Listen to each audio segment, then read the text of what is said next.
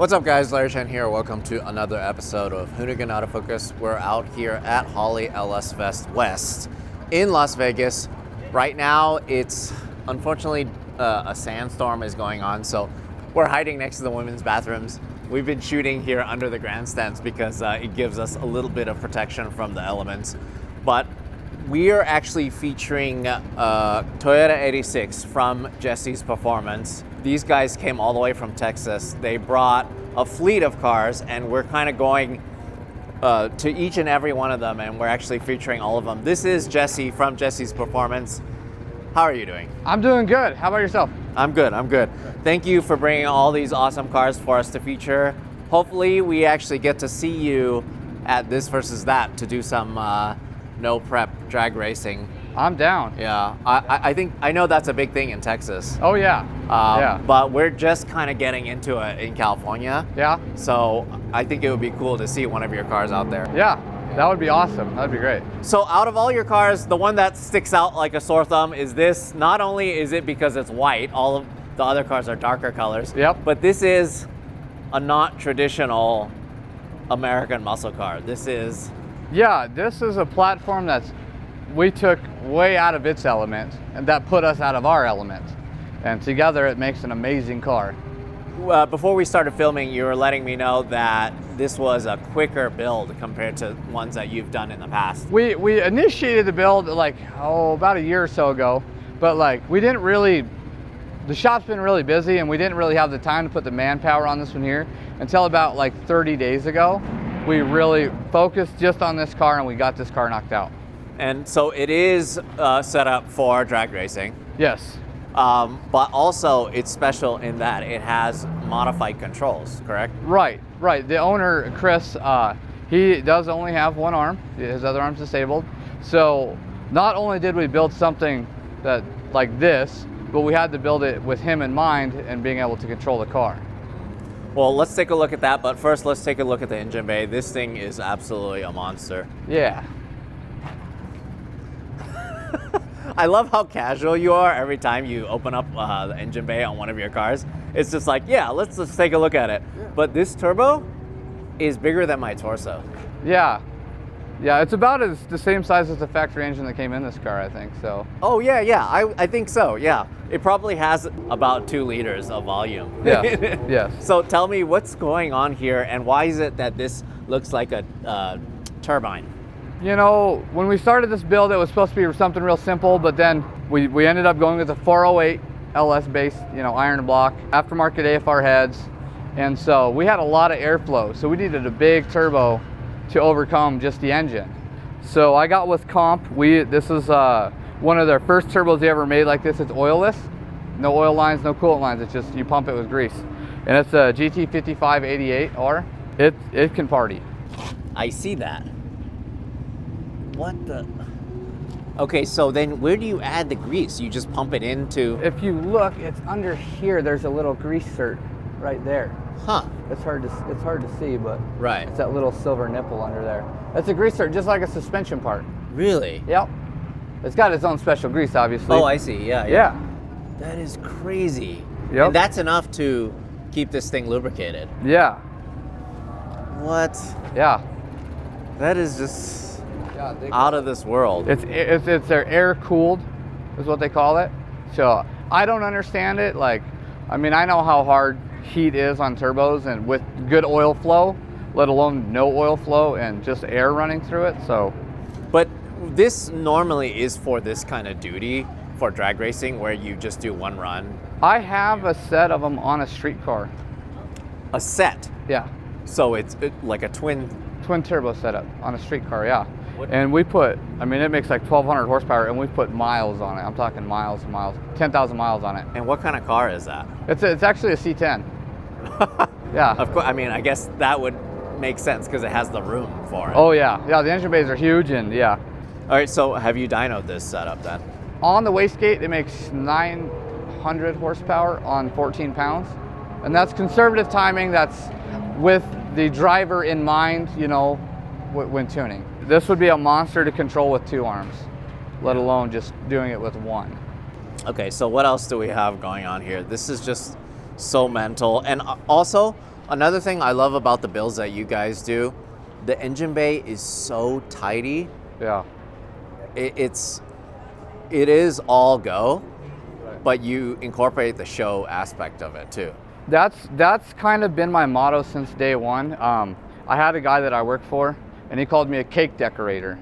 And I really took that to heart, and I was like, you know what, maybe I am, but like, I want to have the cake and eat it too, you know? That's a good way to put it. Yeah. Huh. So I want everything, like if you pull up to a local car meet, I don't want you to have to make excuses why that looks like shit or why that looks like shit, you know what I'm saying? Like, you pop your hood, you gotta stand proud next to what you build. So what have you done to this in terms of suspension? Because this is the first GT86 I've ever seen for drag racing purpose. Right. Yeah. So what we ended up doing is we bought all the SPL titanium drift arms so we could change the track width on this thing. Ah, okay. Yeah. And then it has a special valve set of race comp KW based coilovers, triple adjustables, that we had custom built for this car with the LS and the... This is pretty mental. It's just like bolted on here. You know, it's just all business. Typically, you know, we run a real small beauty panel on there, but the owner wanted something that just is like, just screamed like, you know, he almost wanted to bring a little rice to the project because it is a, you know, an import car. And I was like, you know what, this would be perfect. There's nothing ricey about this, sir, at all. Okay. Like, this thing looks awesome. The view for me, of course, is the rear end of this whole setup. I mean, I cannot believe that tire. Holy crap. That's Yeah. another thing about the cars that you guys build. You don't really like bolt-on over fenders, do you? No. So I like stance, but not in the stance tradition. I like the stance, you know what I'm saying? And so we tuck everything flush. Wow. So did you at least just have to roll this? No, or- that's the factory edge. That's the factory edge, yeah. So only thing that we did is we actually took a mini tub. We built custom mini tubs and notched into the rear frame rail to get, because these are 28-10-5s. And if you ask the internet, they don't fit. Right. You know what I'm saying? Okay, so this is just blowing me away. Okay, so what else did you have to do in terms of the rear end? What is the rear end out of? So it's a Granis Ford 88 kit. So it's like a Terminator-based rear end center section. It has drive shaft shop pro axles. Yeah, let me take a look at this. And we got everything stuffed under there. I see that. Yeah. Oh my goodness. So that's the trick. To be able to fit this, you use those arms, the SPL parts. Yes. And that was meant for drifting? Right, that's all drift stuff so they can widen the track, you know what I'm saying, for drifting. Right. Well, we took and flipped the script on that and we just narrowed everything to get it to fit. Yeah. And on top of that, this is probably, I don't know if I've ever seen another GT86 with a parachute. Yeah, that's not something you can just go to the local store and buy. Like, you can't call Summit and get a parachute kit for one of these. So then how did you mount this then? I built a bumper brace bar, kind of like you would on a third gen or fourth gen, you know, F-body car. Like, we use the factory bumper bolts and big washers, and it's all chrome moly tubed, and yeah. It looks incredible. It's so crazy. This thing is just something else. Huh. Yeah, there was a lot of challenges on this car. Like the bolt pattern of the wheels is like the first challenge you got to get over to build one of these into a drag car, because the 5x100, weld doesn't make a wheel for that. So we did the Sti Rear Hub Conversion, and then with changing the track width, we had to have drive shaft shop actually cut the axles for us, because we've narrowed it. It's narrowed 2.5 inches on each side.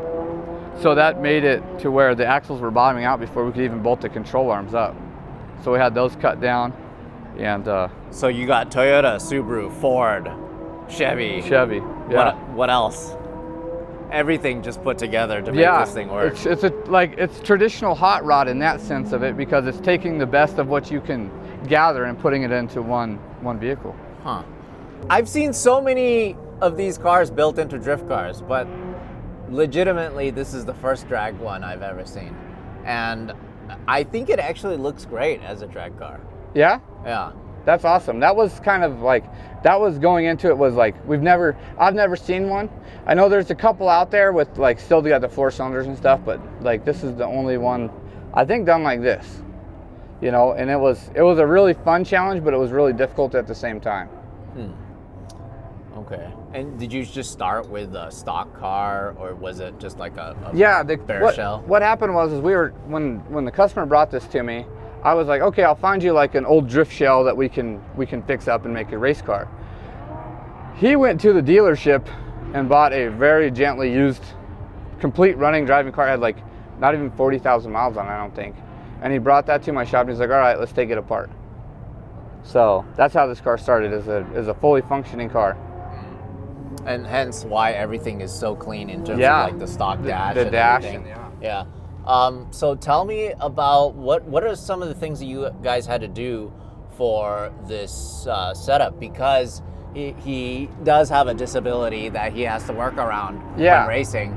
So what we did is we got with Jake's Performance on the transmission. They actually built a valve body for the 4L80. It's got a 4L80 in it that allows us to use a trans brake while it's in D3. So it'll shift first, second, third, but we'll still be able to use the trans brake. That was one of the big hurdles to get over, because if they don't make a turbo 400 that'll do that, or even a power glide. With only having a right arm, his arm, he can't let go of the steering wheel to shift. Yeah. So we needed fully auto operation. We mix that with a little bit of Holley programming, and it works really well. Huh. And then does he have to push the button to activate The red button is the trans brake. He holds that, and then to bump, he just presses, when this button is held, and he pushes on the brake pedal, the bump engages. So it'll bump forward like that. Yeah.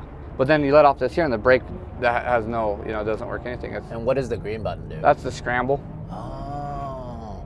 Yeah. And then so potentially you let go of the red button, then you hit the green button once you're up. If you feel like you can, it can take some more power, you just, or if you're getting outran. Yep. Huh. Yep. What a neat setup. Yeah, and then to activate the parachute, we actually installed it manual pedals. So it's got the clutch pedal actually pulls the cable on the. No way. On the parachute, yeah. You see something new every day. I've never seen anything like that.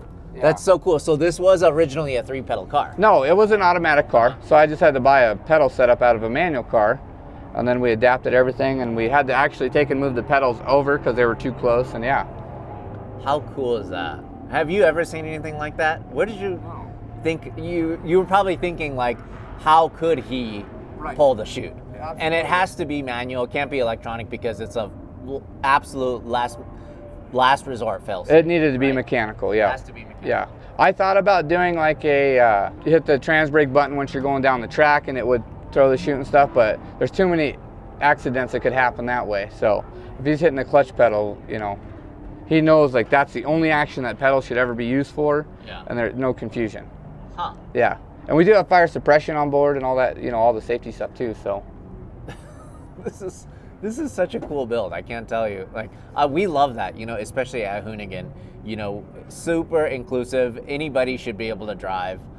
Even if it's just hand controls or foot controls or whatever, and we love seeing that, and I think that is so awesome. I hope some other people get inspiration from this build to be able to drag race or have a... That's just it. Like, if you have an obstacle in front of you, just overcome it.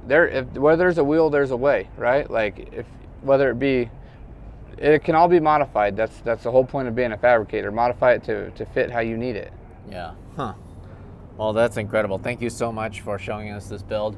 We'll enjoy watching this go down the track. I know this is probably pretty much like the shakedown. It is. I've made some fast passes in it. What has it done? I think it's been 570 at our home track on the gate. We've never even... The CO2 bottle's empty. Like, we haven't turned the boost control on at all. And it went 570 at 125, 127. So there's, that's 8th mile time, which equates to about like 880. Wow. You know what I'm saying? On the gate. Yeah, and then at that point, you definitely need that chute. Yeah. 8th mile, we don't need the chute, but quarter mile stuff, you definitely. Yeah. Especially since we've never had it under power past the 8th, because we don't know what the suspension's going to do up there. It's all independent rear, and it's kind of you know, needs dialed in still, but we'll make it happen. So cool, so cool. Repurposing drift parts to make this work for drag racing. Everything about this build I absolutely love.